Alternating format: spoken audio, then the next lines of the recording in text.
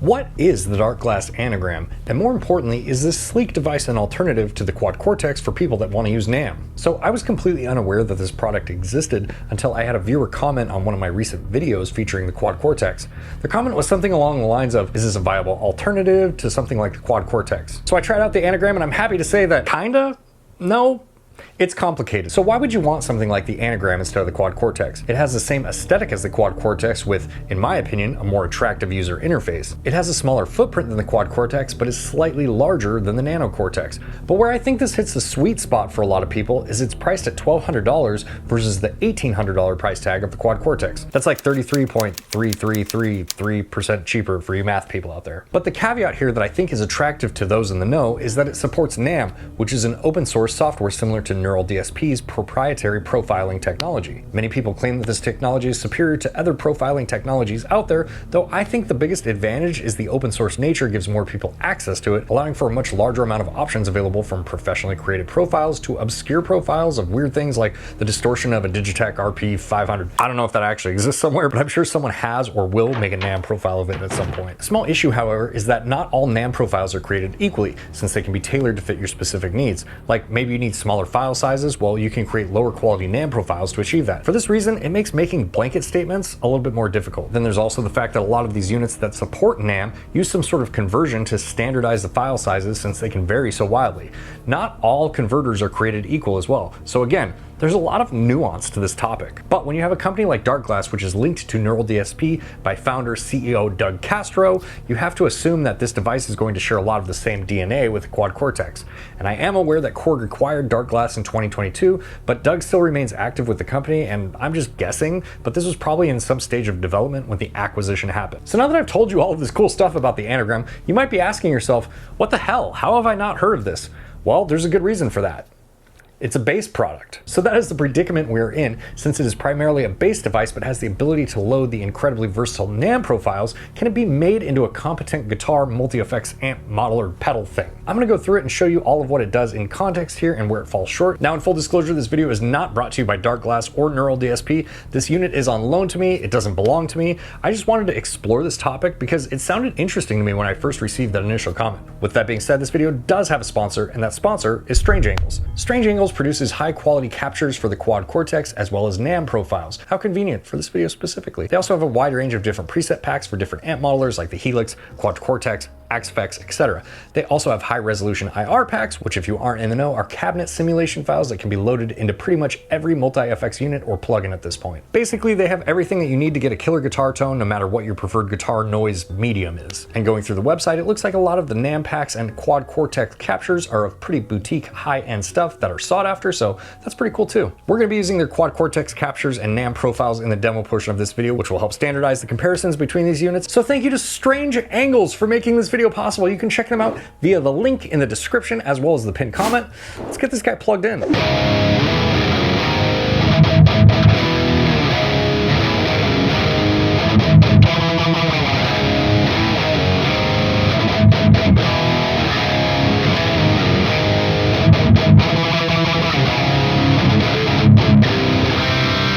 All right, I have the Anagram plugged in that is running through this Boss 2 amp expander that is powering this Mesa 4x. God, I spanked it like it was naughty. It's mic'd up with an SM57 and a Voodoo Ribbon 1 microphone. We're using one of the Strange Angles NAM profiles. This is the Obsidian LD lead detail.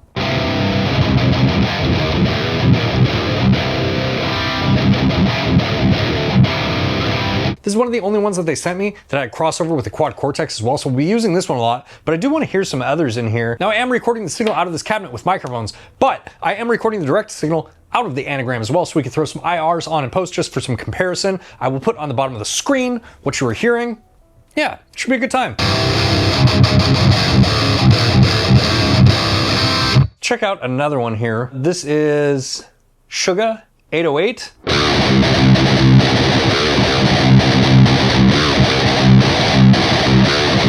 And this is in the wrong tuning. Great segue into one of the things that I get asked about with any modeler all the time is the pitch shifting. So let's close this here. We're gonna go over, I already have one loaded up, look at me. Big brains Taylor. And let's just drop this like a normal amount, like 4 semitones.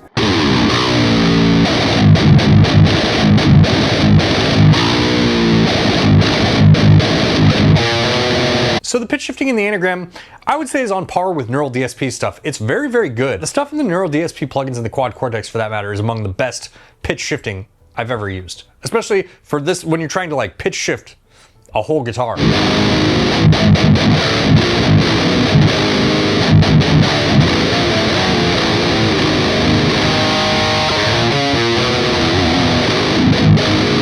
It sounds really good. Let's go the other way with it. Just for some reference here. Let's go to an extreme, right? Let's go plus 12 semitones.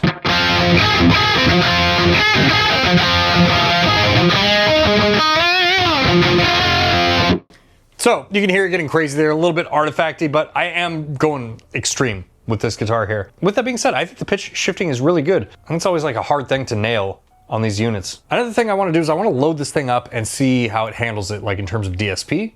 Because if you look here, you know, there are quite a few blocks, and you might be looking at this one row and thinking to yourself, Taylor, that's not a lot of blocks, man. Well, check this out. Bam! You have a whole other row of little nodes here that you can put pedals or whatever you want into. If you want to use this for guitar, you're going to have to use a lot of NAM blocks. You know, you're probably, like if you want like a boost pedal, probably want a NAM boost. There are some boost pedals in here, and there are some amplifiers as well, but they're all bass-centric. It's a bass product. There are some effects that have crossover that make sense for guitar, reverbs and delays and stuff like that, but it's very limited. The scope is just very, very limited. So keep all of that in mind moving forward here as we're talking about using this as like a guitar-centric unit, because all of that will come into play later on. We'll look at all this stuff while I'm loading it up, and I can show you kind of like how many effects and amps it has or whatever. So right now, this is a bass amp here. And if you look at the bass amps, you know, this is what we have. These are the cabinets as well. This is one of the cons with this thing. If you have bad eyesight, it is so hard to read these things because they didn't put text next to the icons. So you have to read the text that's on the stylized icon. It's just really difficult, especially, you know, for someone like me who has to get really close to it to read it. So sorry about this, but I gotta do it. Okay, so we have Leo bass, Jim bass, so Fender, Marshall, 3, 4, again, all bass stuff, Super California. But I mean, like, what are we talking about? 6 amps here? 1, 2, 3, 4, 5, 6, and then a harmonic booster, you know? So, I mean, you're talking about 6 amps. Even just for bass, that's pretty slim. You know what I mean? Now, with that being said, when the Quad Cortex released, if you guys remember, and I know I'm doing a lot of comparisons here to the Quad Cortex, Darkglass did share a CEO with Neural DSP, but then they sold to Korg, and apparently Doug from Neural DSP has stayed on in some capacity with Darkglass. So, you know, there is some crossover there, even though they are owned by Korg now. Now, does that mean that this will get updates and they will expand the list of effects and amplifiers because it's pretty skimp right now? I don't know. But with all of that being said, if you kind of look at the playbook for Neural DSP and the Quad Cortex, when the Quad Cortex came out, to many chagrin out there, it was missing a lot. It didn't really have much. It was leaning really, really hard on the capture technology, and I feel like this is kind of leaning, I mean, I don't know, maybe if you're a bass player, you're like, no, what are you talking about? This is everything I need. Granted. But for guitar players, at least, it's leaning really hard on the neural amp modeling technology. You know, so that's what we have here. Let's load up some of these. Again, I'm not trying to like load up sound here. I'm just trying to see if we start hitting God, I'm hitting a wall with the touchscreen. Jesus. I'm just trying to see if I'm hitting a wall with how much stuff you can load up. So I'm gonna turn all the stuff that was already on here on, and then maybe this touchscreen is one of the most unresponsive things. Look at this. Yes, I would like to do that now. So EQs, filters, so we have 1, 2, 3 EQs, a high pass, low pass. I can't even read what that says. Another EQ, suppressor, a noise suppressor, a limiter, not a crazy amount of EQs, filters, dynamics. Let's go to the modulation pitch, and this doesn't move. We just have these 6 things here. Looks like coarse, some type of flanger, sublime, I'm not sure what that, you know what, let's just load some of these things up, yeah? Let's go into delays and reverbs. We have 1, 2, 3, 4, 5, 6, 7 total delays and reverbs. So, you know, super limited. Maybe that matters to you, maybe it doesn't. Maybe you are just so fixated on having the NAM in there that, you know, you're okay with these sort of limitations. Okay, so digital delay, analog delay, mod delay, room reverb, plate reverb, hall reverb, shimmer reverb. I just loaded the first row up here, and we don't have like a CPU meter or anything, but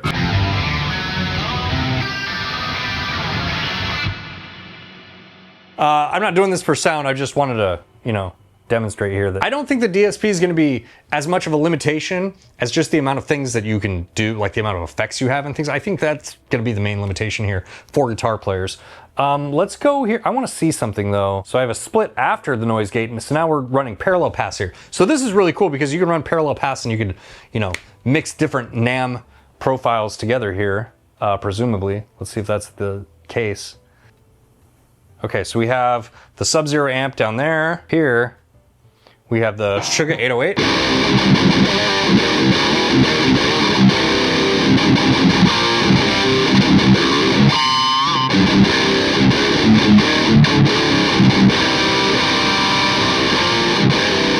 Yeah, that sounds like two blended amplifiers to me. Now, this doesn't sound like the greatest thing in the world, and I don't expect it to. I just wanted to see if it could be done, because what this shows is you can actually do a lot of routing with one of these guys, which is what I was trying to accomplish here. And then we could just like blend that in if we wanted to. And if you look at the EQ here with the NAM controls, I mean, you have low, low mid, you could change the low mid frequency, high mid, you can change the high mid frequency, you have your high, and then where you want the EQ to be. It's just, it's a lot of control.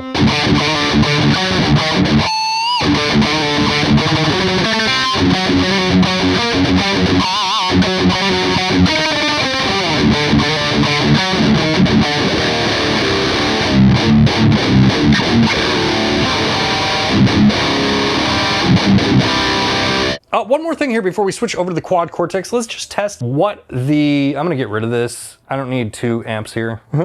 Let's just see what the effects sound like here, since it is a more bass-centric unit. Let's do the shimmer reverb, and then let's do a delay. And I guess let's just do a mod delay.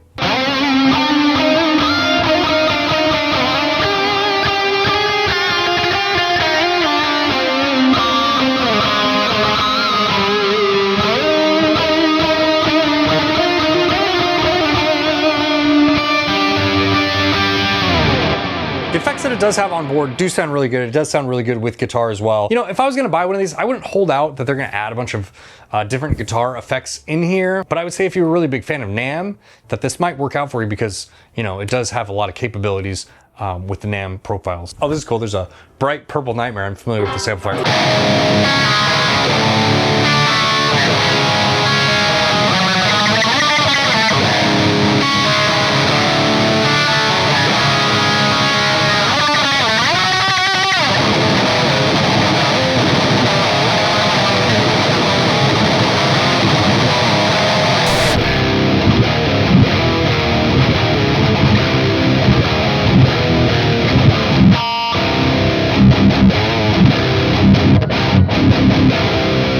We're plugged into the Quad Cortex. Obviously, you guys have seen the Quad Cortex before, I'm sure. I have the Strange Angles Obsidian LD detail loader. Remember we did the NAM profile of this earlier? This is the Quad Cortex capture version. God, that is a lot of things to say.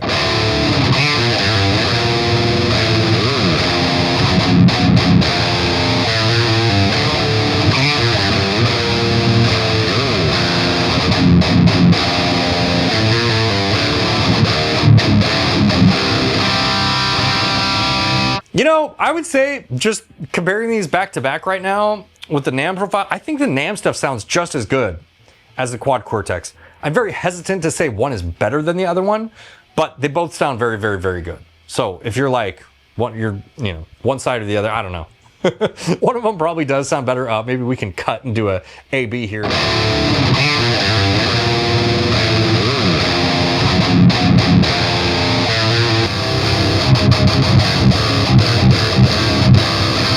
But I think that they sound very good, both of them. Let's try out a different, what else do we have? What did I like on the other one? The stuff that I have from Strange Angles on the Quad Cortex and the NAM profiles aren't exactly one-to-one. Like I have some stuff in one and some stuff in the other. That is one of the only ones that I think is on both. Ooh, Satan Kill. I have this real amp, so I'm familiar with this.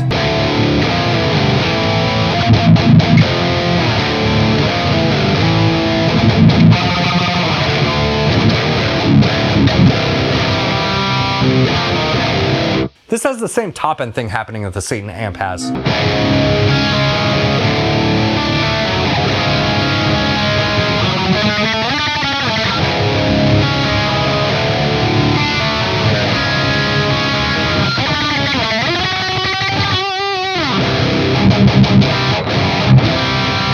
Okay, so with the Quad Cortex, this is a true multi-effects device. What I mean by that is it's not aimed towards bass players. It's not even really aimed towards, I mean, it is aimed towards guitar players mostly, but I think that it's just as applicable for a bass player or a vocalist even for that matter, or like a multi-instrumentalist, keyboard player, whatever. I think that the Quad Cortex is the much more flushed out multi-effects unit. And you can really see that when you add these things in here and you see how many options that you have for things, right? So it's like, look at all the reverbs they had. This was not the case when they first released this, by the way. This was more like the Anagram when they first released it. So does that mean the Anagram will get a bunch of updates with a bunch of stuff like the Quad Cortex did? I don't know. I guess that's up to Korg at this point, but it could. You know, when you look at the delays, you have lots of different delays to choose from. And the same is true with all of the other effects. I think in terms of like the DSP on this thing as well, while that wasn't an issue with the Anagram, you are using more larger, God, I'm saying words weird. You are using more robust, I don't know you, but you can. You can use more robust effects in the Quad Cortex that would justify using more of the processing power in it. And now that this actually is compatible with their plugins, it's just, there's so much more you can do here. So you see, like we can get crazy here with the routing. We can add all sorts of lanes in. Now, I don't really need all that stuff personally, and maybe you do, but the point I'm just trying to make with this is it's way more robust. Like you can do so much more with the Quad Cortex. It really is a full flushed out multi-effects unit that does, I don't know, pretty much anything you could think of. If you can think of things that it can't do, then congratulations, you're super smart.